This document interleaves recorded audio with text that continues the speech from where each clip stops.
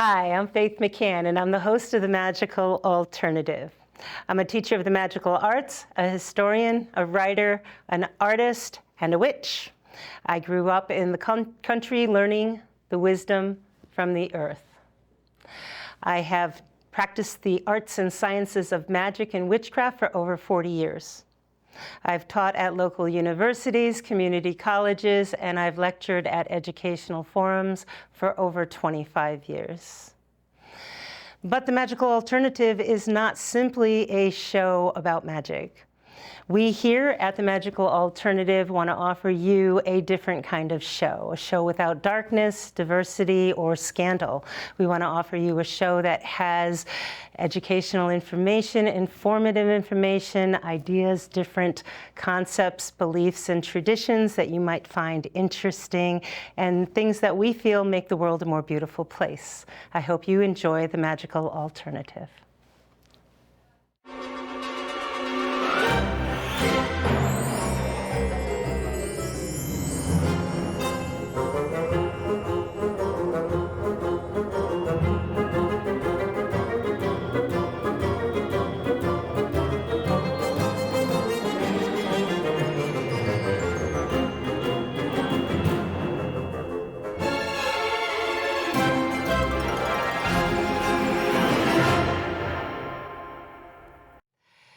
And welcome to the show. Let's get right to it. Hello, Miss Laurel. How are you? I'm all right. How are you? Good. How's things going? Well, I was in almost a car accident. You were?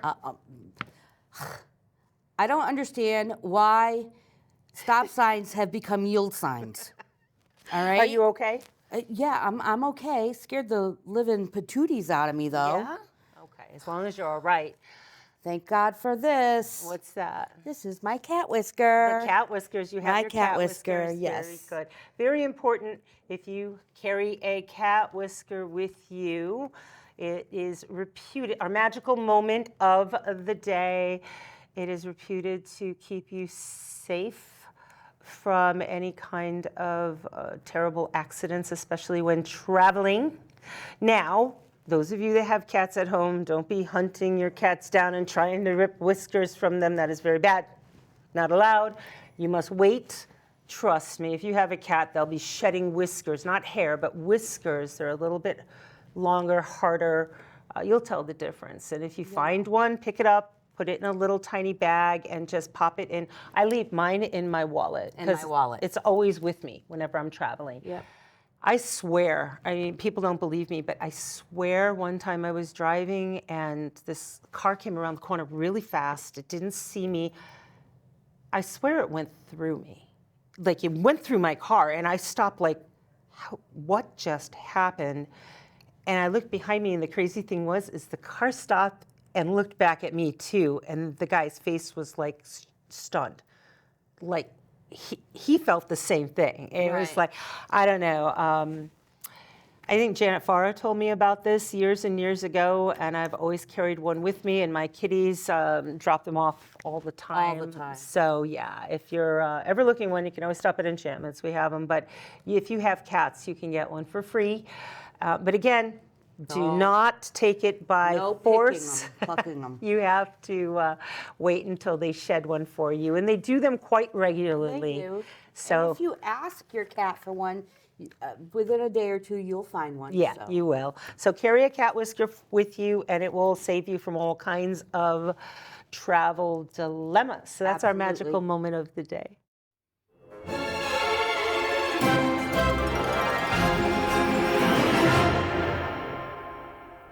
Babayagas have been getting a lot of queries, emails, questions. Yeah. There's one. There's one that's been all over social media, and we were asked a question, what the Babayagas would say. And apparently the social media question is bear versus man. Now, yes, this is a question that has been asked to women because men have a different mindset. Men have a different way of moving through the world. I was a martial arts instructor for many years, and I do understand that. You have to kind of take on that mentality in that world. Women don't really walk through the world like that. We look at the world a little bit differently. So this is coming from female point of view. So gentlemen, don't be all offended.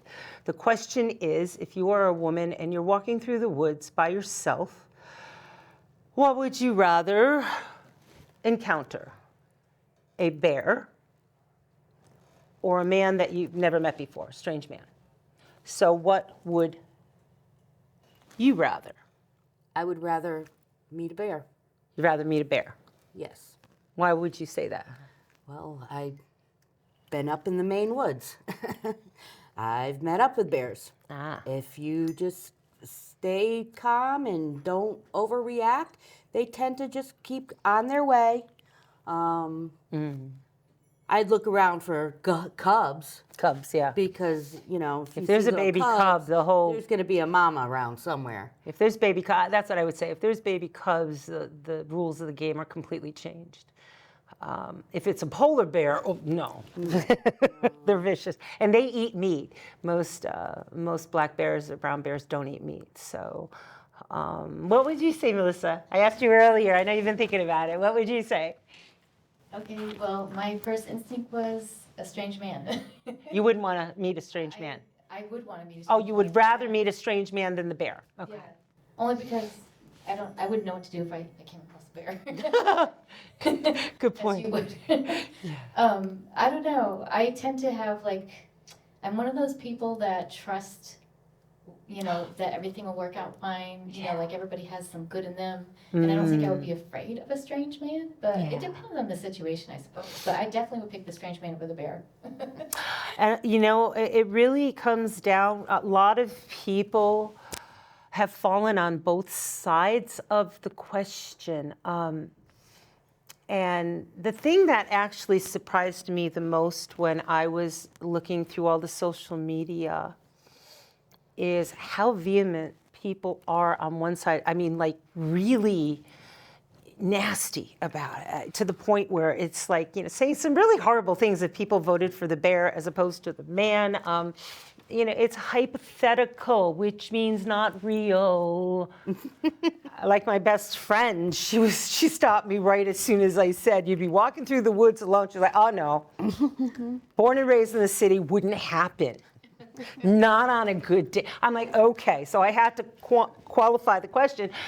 Okay, you're driving through a wooded, road through the woods, and your car breaks down, and the only way to survive is you have to cut through the woods. She's like, fine. What did she say? I think she would rather not. She'd rather meet a bear as opposed to a man. I thought the social media answers were really thought-provoking. One woman, really made me catch my breath when she answered, I'd rather meet a bear because if I did and I was attacked, at least people would believe me. And I was like, wow, that's heavy. Yeah. But then one girl asked her father, who was a bear hunter, and he said without hesitation, quote unquote, oh, I'd definitely rather meet a bear. She said, why? He said, because men are evil. Now, he's not meaning all men, but, animals don't have evil inherent within them. You're right, a mother bear is going to want to protect her cubs. That's not evil. No. What I did look up, which I found to be very enlightening and sobering, according to the National Park Service, your odds of being injured in a bear attack is 1 in 2.1 million. These are people encountering bears. Every encounter, 1 in 2.1 million, will result in an injury. Your chances of being injured encountering a man is 9.5 out of 1,000 men, 4.7 out of 1,000 women. Because I wanted to make it equal, because women are just as capable of attacking as men. So the gentlemen out there that are getting all offended, you know, it's humans. It's the human condition. So it makes you really have to wonder. I thought our most recent guest was really, it was awesome what he was saying about how we really don't have a lot of empathy. And, I know he was looking at his native country, of Ghana in Africa, as opposed to what he's experienced in this part of the United States. But I think it has to do with the human condition in so many parts of the world. We just sometimes get really isolated and only worry about ourselves, or only worry about ours and our own, as opposed to others. And I think that's kind of sad. But I think not only was it an interesting hypothetical, but the fact that so many people on social media got so nasty. And I mean, one woman who was kind of breaking it down and talking about it on her podcast, and she was like, I'm going to pick the man because I really trust in my social skills. I think I could talk my way out of stuff. I'm good with people. I trust that most people are good as opposed to bad. And people who are really, really hateful, well, I hope these horrible things happen to you to prove you're wrong. Really?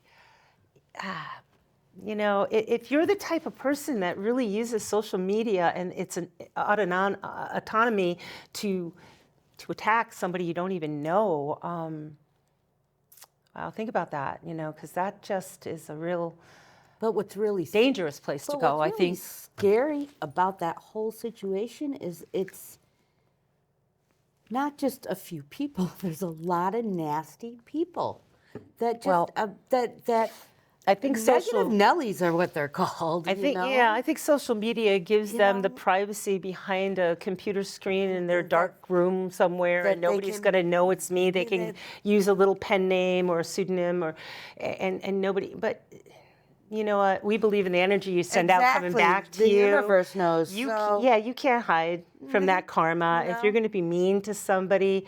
That's why when I put stuff out there, it's my name. I don't hide behind it. You know my name. I'm right here. I am who I am. And if people don't like it, oh well, it is what it is. It is what it is. Yeah. So that is the first part of the Babayagas. The next one, let's talk about this.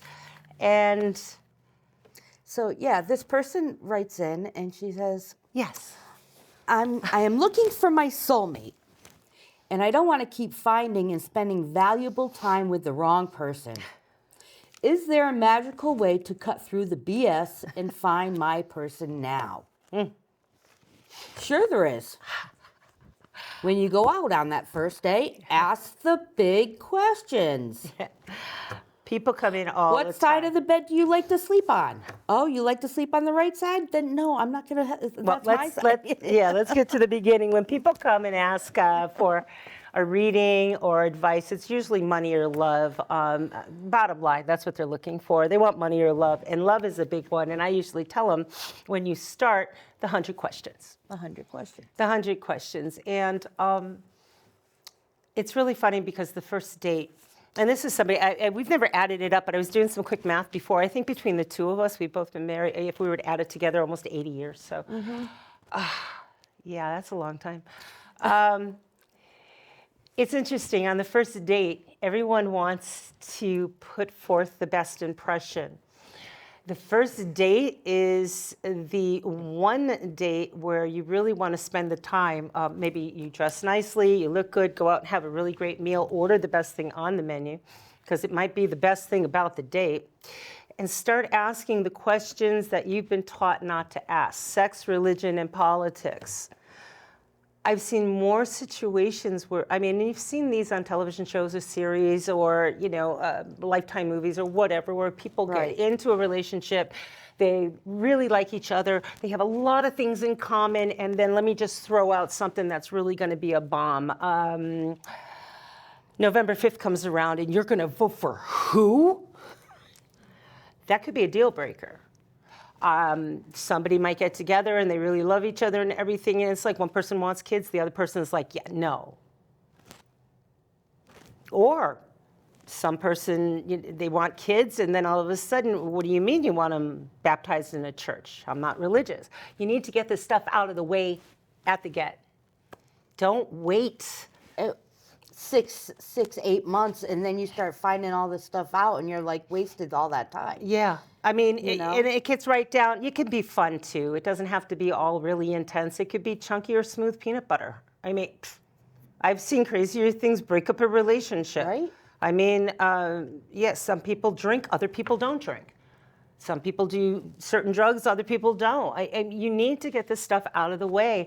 If you're going to find a deal breaker, do it in the first date or two before you're vested heavily into time and a relationship to find out, wow, this is really something I can't get by.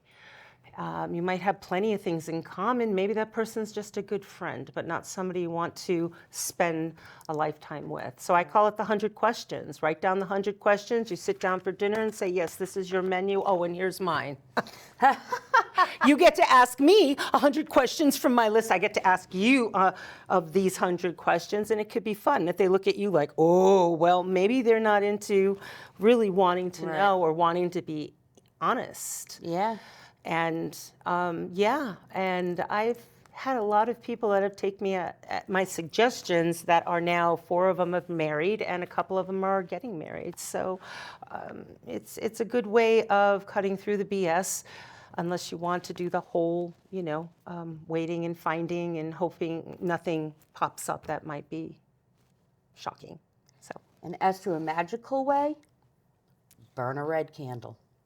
Well, burning a red candle and visualizing, no, it's true. It will help you bring more love in your life. But I mean, when people focus on magic for love, I've had people come back and get upset. And it's like, yeah, well, all the puppies in the neighborhood are chasing me down the street. I've got all the love I can handle. It's like, you got to visualize. And sometimes when you burn a red candle, it's not the love you're expecting. Right. Could be long lost aunts and uncles and Grammys coming and knocking on your door. Love is love is love. You can't be picky about it, but if you want romantic love, then that takes a little bit more specialized work, where you can just very easily go out, however it is that you find people to date, whether it's friends or whether it's dating sites. There's other ways of meeting people, but 100 questions, and make those 100 questions your 100 questions.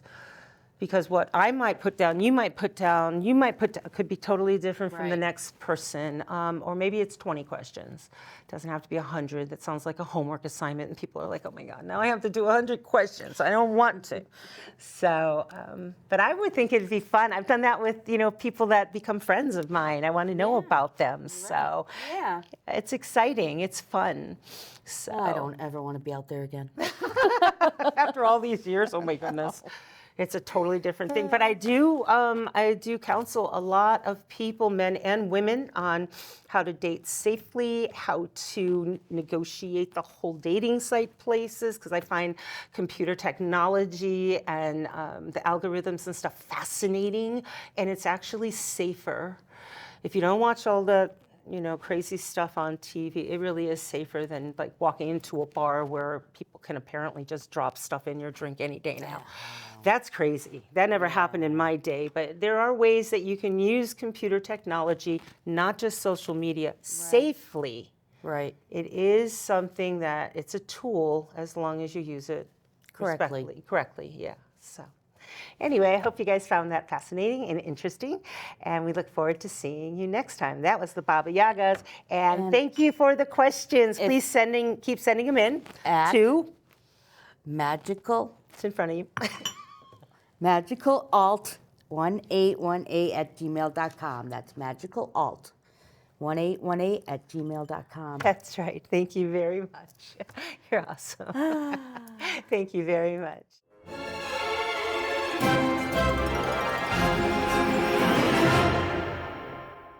Tonight we have our band November Sound.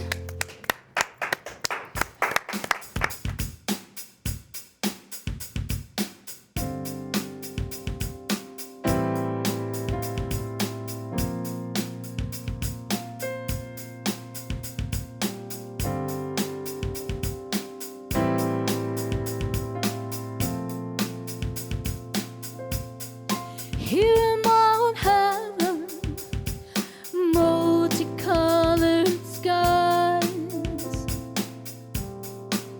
I see the world and swirls of stardust in your eyes. Your body's here, but where's your mind?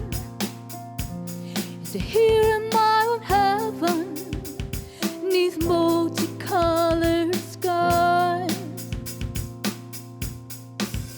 In my own heaven, ooh. In my own heaven, ooh. Your body's here, but where's your mind? Is it here in my own heaven, and I'm going for the ride? Here in my own heaven, neath multicolored skies. I'll take you with me, but don't apologize. No, don't apologize. I want your soul, I want your mind. So here in my own heaven, these multicolored skies. In my own heaven, ooh. In my own heaven, ooh. Two bodies here, but just one mind. But here in my own heaven, am I going for the ride?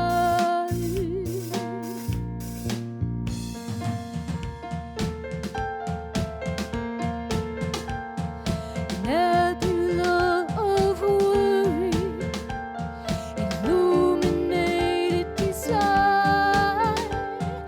There's no need to hurry when we're headed for the prize.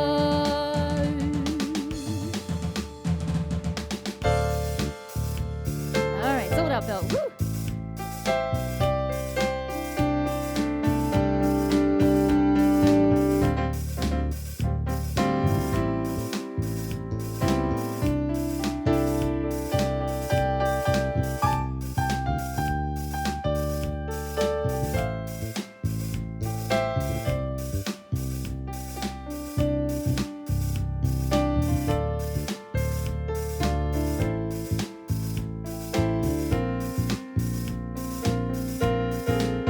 In my own heaven, ooh. In my own heaven, ooh. Two bodies here, but just one mind. Is it here in my own heaven? Am I going for the ride?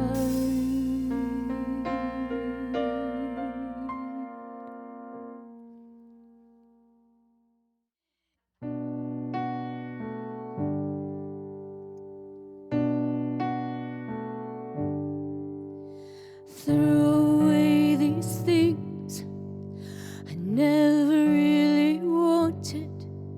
We could have played this house in gold, but it wouldn't have changed a thing. And you lecture me about success and mine. I'm the one who made this mess. Remember how it was, our apartment up the stairs.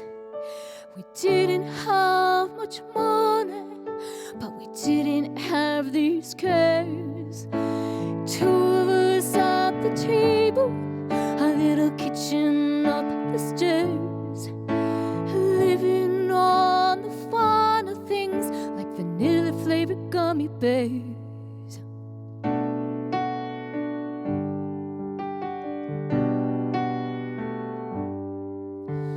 Push aside the wardrobe, sweep the cobwebs and the dust.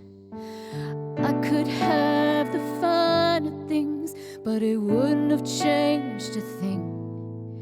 And you lecture me about success and I'm the one who made this mess. Remember how it was, our apartment up the stairs. We didn't have much money, but we didn't have these cares. Two of us at the table, a little kitchen up the stairs, living on the finer things like vanilla flavored gummy bears. Throw away the diamonds, let me sparkle in my own light. Just because something's better doesn't make it right. Remember how it was, our apartment up the stairs. We didn't have much money, but we didn't have these cares. Two of us at the table, a little kitchen up the stairs, living on the finer things like vanilla flavored gummy bears. Two of us at the table, a little kitchen up the stairs, living on the finer things like vanilla flavored gummy bears. And that was November Sound. That was awesome, guys. Thank you so much. It sounded excellent. I love those songs.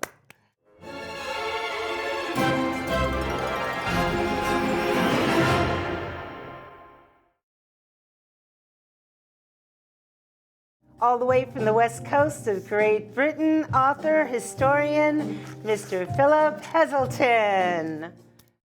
What do you think about where Wicca is today, or how it's perceived today by the younger generation? It's made a lot of changes, but how do you look at it today as opposed to where it started?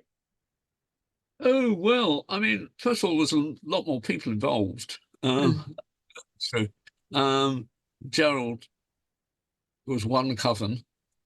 And then when he moved back to London after the war, founded another one. So there were two covens. Now, in England alone, I don't know, there must be getting on for 100. I don't know. To be honest, I mean, I have been a member of a coven for many years, but I've recently retired from that, so I'm not currently in a coven. But what's going to happen? I don't know. You know, it's just the exciting thing. You sort of see what might happen. I have no wise words about that, really, at all. Well, I kind of feel the same way. I'm a traditionalist. I like the tradition, but there's so many young people today just doing their own thing, which I think is basically it's the definition of the witch. You know, very independent, doing their own thing, not following any rules. If you want somebody to give you rules and tell you what to do, this isn't the path for you. You know, there are plenty of paths where they will do that, you know. Yeah. That's right. And I think every time someone tries to institute that system, you just get more people breaking away from it and saying we're going to do our own thing and starting different, from fairy magic to this type of magic, that type of it's lovely. I find it lovely, and that's why now we have a TV show. And that's why I call it the magical alternative, because there's so many different layers to all of it. And none of us can be put in a box because it's just not going to work for us. So I found one of your books really fascinating, Ley Lines and Ancient Pathways. So you're also fascinated by the ancient ley lines, which, if people aren't familiar, are believed to be energy lines, as I understand them. Am I correct, sir? Or could you explain a little bit about ley lines? I was the revived interest in leys after the war. Well, quite a long time, early 1960s. Did you say you were the first one that started talking about it or writing about it? I was. Oh, that is fascinating.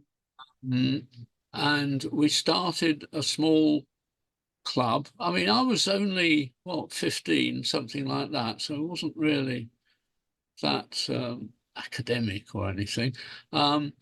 We started a club called the Ley Hunters Club, and we started a magazine called The Ley Hunter.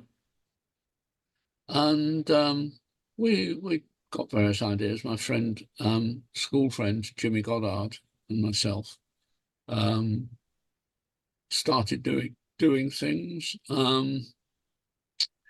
And gradually we gave talks and wrote articles and things. And gradually it was a chap called John Michel, who had written quite a few books, and The View Over Atlantis was one of the main books that I think brought it into more mainstream, if you like. More people read about leys and found out more about them. Yeah. We were really at the stage of drawing pencil lines on maps and going out and following them in some cases. And we did quite a lot in those. I was just a teenager, really, but yeah, we did quite a bit. Oh, that's fascinating. That's fascinating. So, what do you do today? Are you writing or? Well, several of those books, 5 of them altogether, were published by a publisher called Capelban. Yes. Of business. And that means that my books, such as, for example, Gerald Gardner and the Cauldron of Inspiration and Roots, are on sale in the second-hand market for several pounds each. Oh my goodness. Because you can't get them now. Now, so what I did, I mean, I have the copyright to all of those.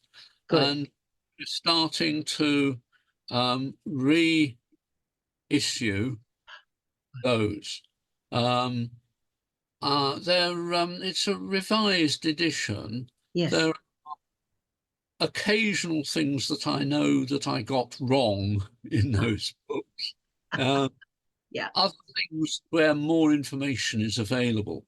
And there I've just made notes, 2024 notes, and it will be published probably later this year. Oh, good. So that's the first of them. There are 4 others, which it's surprising it keeps me going. One of the things that I insist on, I mean, I should mention my Yes, please. publisher, Oh, yes. which are called Phoenix Flames. Oh, yes. Nice. That is a beautiful book. I'm going to get that myself. Yes. Now, they're very good.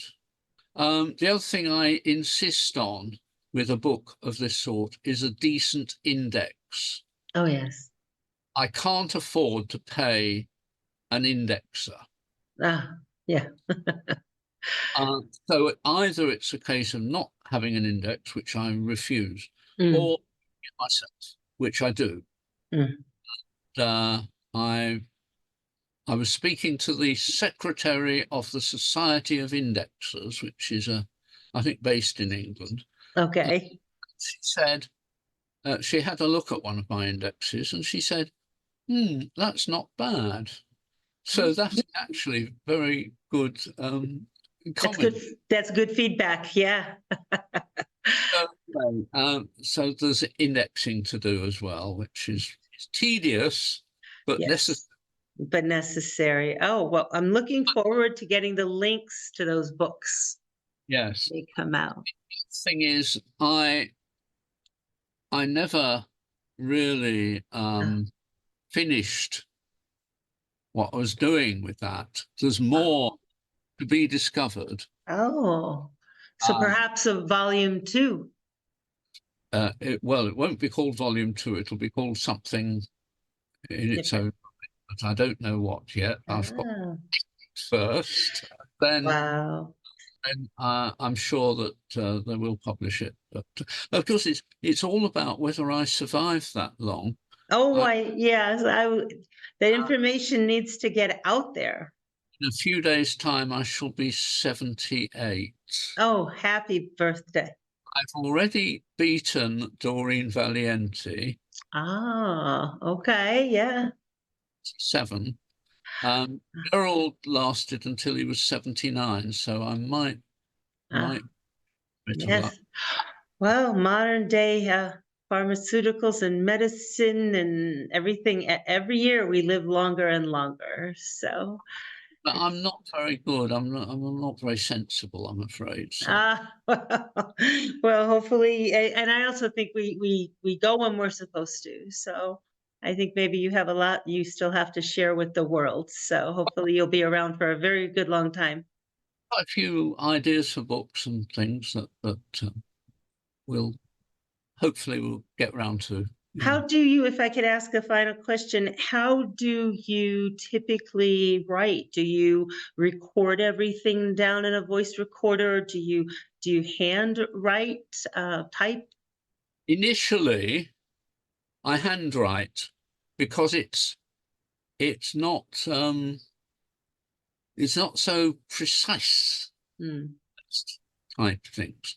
Um, I if I'm quoting something, I get the book that I'm quoting from, photocopy it, cut out the thing, stick it in the right place, and so I've handwritten a chapter. Then I go through it, then I put it on the computer, and then I print it out and alter and add bits in and alter things round and then do another draft and so on. And that's the way I do it. So it's, in other words, the handwriting is not I think a sort of a retrograde step. It's a stage in the process. Hmm. So that's what I do. Yeah, that's wonderful. Colour. Well, yes. One other thing, you knew Doreen Valiente. What other, who I know, else did you know that might have been a high priestess from Gerald Gardner? well, the lady that is closest to me, because she also lives in Yorkshire, is Patricia Crowther. Oh, you knew Patricia Crowther. Oh, I know. Yes, I mean, she's still around, I think, and she's getting on quite old now. Oh, she is. Okay. Sorry, I never knew Doreen Valiente, but I made up for it by writing a biography of her. Which So is wonderful. yeah, I that was exciting doing that. I was able to look through all her library and her diaries and various other things, and she was in the process of, well, she'd written a bit about an autobiography, but she hadn't got very far. But Yes, that was interesting because I was asked to do that. Generally, I have my own ideas about what I want to write about, but I was asked That was by, wonderful. So mm, you are respected as an author, and your I, books seem to be well received. I think so. Yes, most of my the reviews of my books are good. The only sort of reviews sometimes that say, "Oh, he didn't mention about blah blah blah blah blah." That wasn't what the book was about. I didn't intend to write about that. I So see. generally, they've been quite good and well received. I think I write reasonably clearly. I don't use big words where ordinary words will do, generally. Yes, some of the books I have read, Wiccan Roots and Doreen Valiente, which I love both of them. Very clear, concise, and I just love the history. I'm a history buff myself. I've always been a history scholar, so I do love those types of books, and I do highly recommend them. I was very bad at history at school. Subsequently, that I realized that what I was studying was actually history. And it never occurred to me that how Gerald Gardner met various people and all the rest of it, that was history. But it was, of course. Mm. What? No, I didn't think so at the time because I didn't like history. I was the same way. It really was not, it wasn't a favorite subject, but I think maybe it might have been the instructor or maybe the area of history. But you're right. I'm a fanatic about history today, especially ancient history. Yeah, it's very important. It's the person teaching you, I think, very often. You did mention earlier about Gerald Gardner and your belief that he got a lot of his information from Dr. Murray in the witch cult of Western Europe. And initially, I've been practicing now since over 40 years, closer to 50.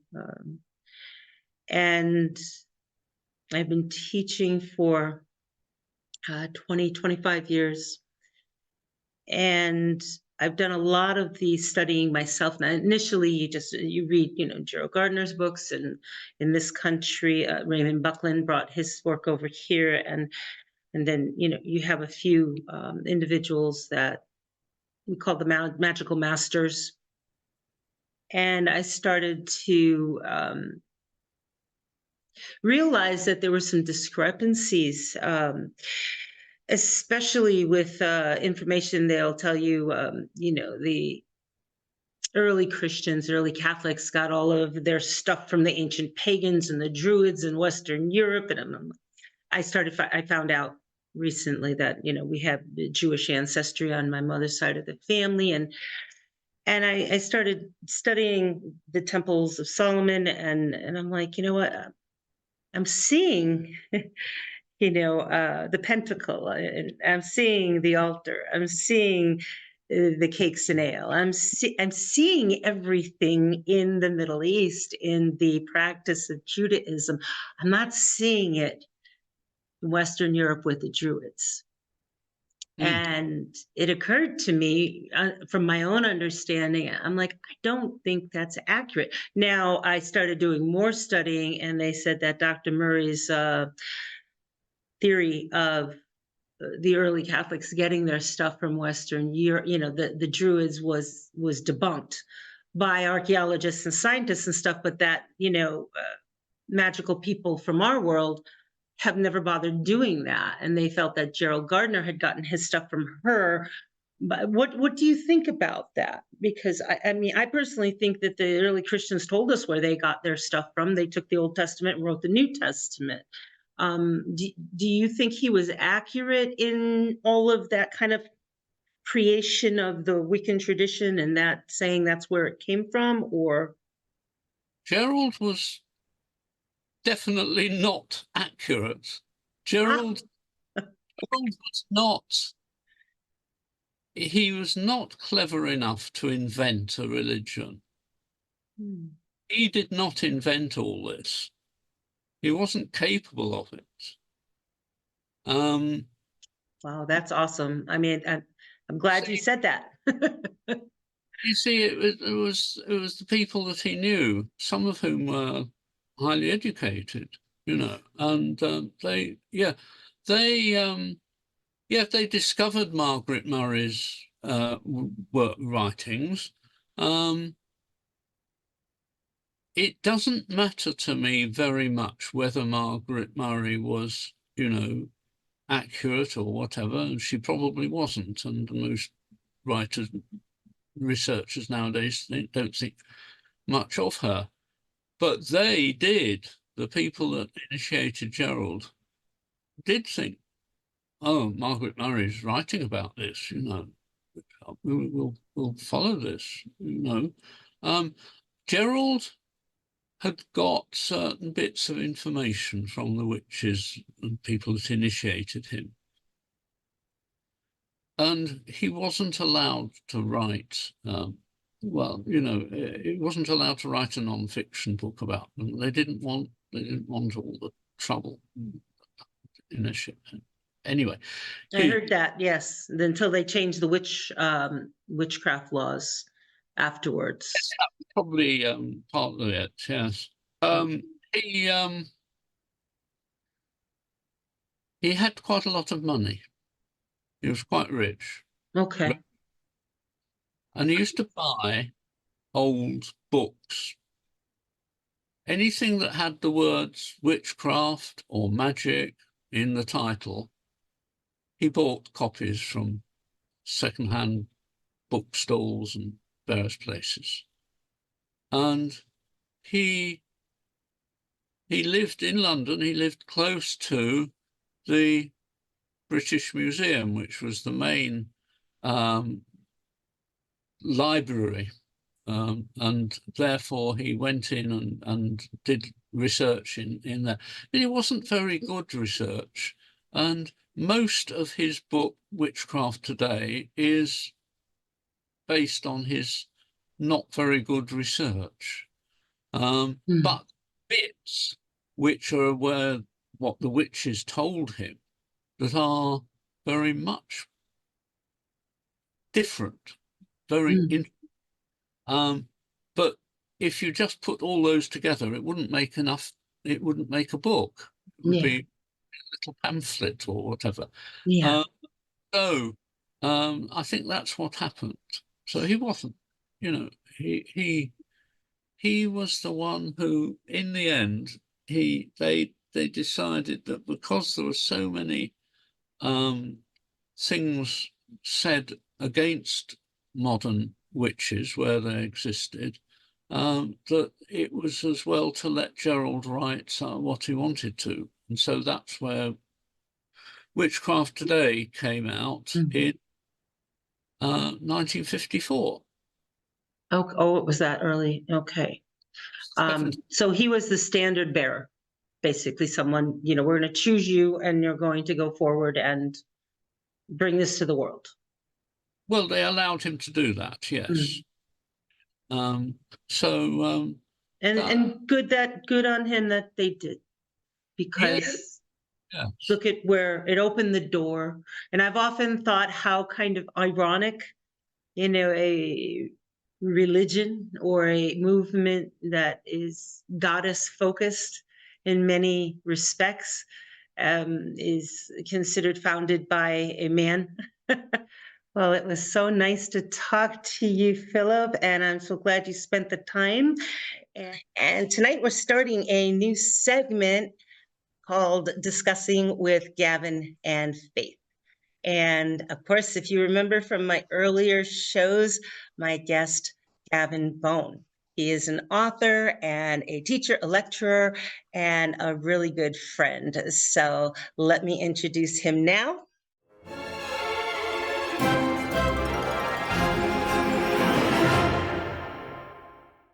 So tonight we're going to be discussing Wicca, which is which. Gavin, can you help me figure this out? It's a little confusing. Ooh, where do we start on this? So I really need to start at the beginning with when I start getting interested in witchcraft in the early 80s in England, we're using both the words witch and we're using the words Wicca, and we're using them interchangeably. Okay. We're using the words witch and Wicca actually interchangeably. Wicca is a really useful term, particularly if you want to explain witchcraft to somebody that will turn off if you use that loaded term witch. So this is why we tend to use it a lot. I've seen that. And the word Wicca, I first came across it in Janet and Stuart Farrar's books, but it wasn't really around in many books at that time. So that was a question of mine, was Janet and Stuart Farrar, of course, the authors of the amazing Witches Bible, which is still wonderfully still in print. Were they the first ones to use the word in print? Well, no. It actually goes back a bit further. I found it going back to late 60s, and it's actually in Alexander's book called The King of the Witches. Oh. But if you look, it's not there on the titles. Before the late 1980s, there are no books titled with Wicca as Wicca. It's always witch. Doreen Valiente, Janet and Stuart Farrar. That all changes as that word Wicca becomes more popular in use. So you get the first two books that appear, and they're both very, very different. There is The Wicca, the Old Religion in the New Age by Vivian and Chris Crowley. Okay, and Scott Cunningham's Wicca for the Solitary Practitioner, both in 1989. And they're both very different books, which is really important because the Vivian Crowley and Chris Crowley's book is very much based on what they termed initiatory Wicca, Gardnerian Alexandrian, while Scott Cunningham's was very much for solitaries.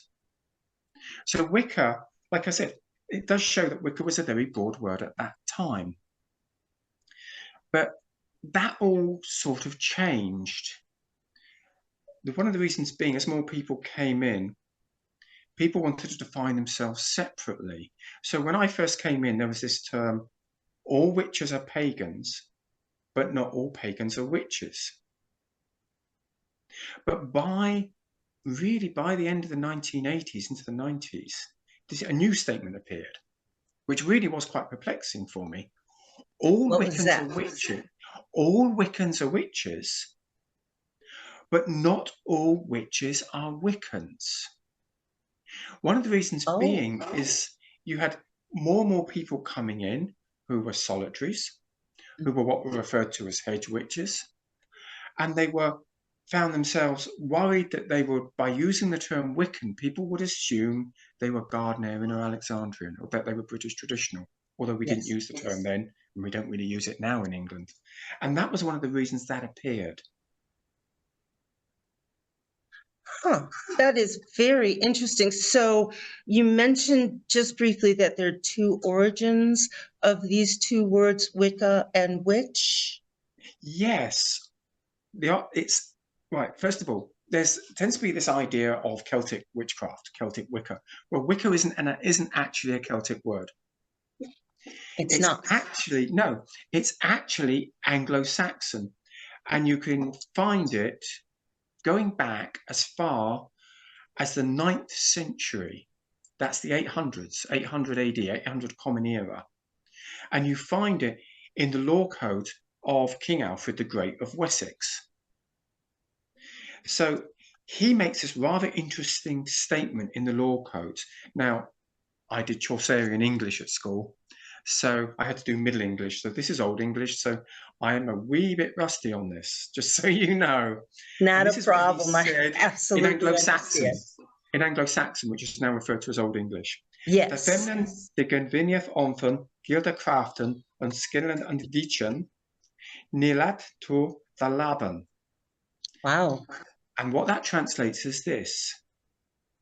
Women who are accustomed to receiving enchanters and sorceresses and witches, do not let them live. Now, what's fascinating is that the words enchanter, sorceress, and Wiccan are defined as having different meanings. And you see this again. It repeats continually. It's not a one-off. You see this in the 10th century, the 900s, in the homilies in the works of an abbot called Elfric of Einstein, where he states, Nisciel si Christen befranen ta vollen vichen be his gesundfulness. A Christian should not consult foul witches concerning his prosperity. And this whole thing of witches and prophecy, witches being prophets, comes up. So this was in the 9th century, you said? This is in the 9th and 10th century. There's several others. Now, so witche and witchy, which is the masculine and feminine, apply specifically to prophetesses and female oracles at this time. Yes, which would be more positive. And they're even linked sometimes to the Greek concept of the Pythoness, the Pythia.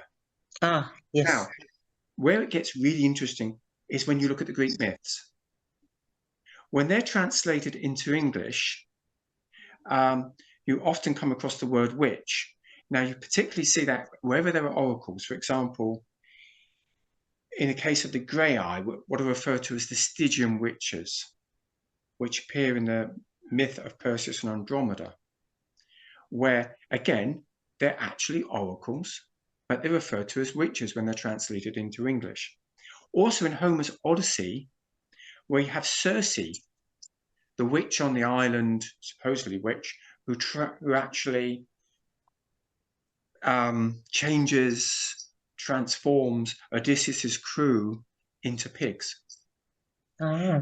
Actually, in the first translations, she's referred to as a sorceress, but then later on, that is translated later on as a witch. And this sort of association of witch and oracles carries on up until the 17th century. And that's basically the 1600s, which by this time, all three of those have become combined. Yes. Yes, and I think we were mentioning earlier, before we started recording, how in Exodus it's 22:17 in the Tanakh. That is the original Hebrew Bible, not the Christian that has been translated and changed. But it says, "Thou shalt not tolerate a sorceress." Right. And from what I've learned, they had prophetesses. Right. And then they had sorceresses, and the prophetesses even today are, Deborah and Rebecca and Huldah and, or Esther. They even have celebrations for them. They're very, very revered, where the sorceresses were the evil ones, So the magic has gone back since, the Old Testament.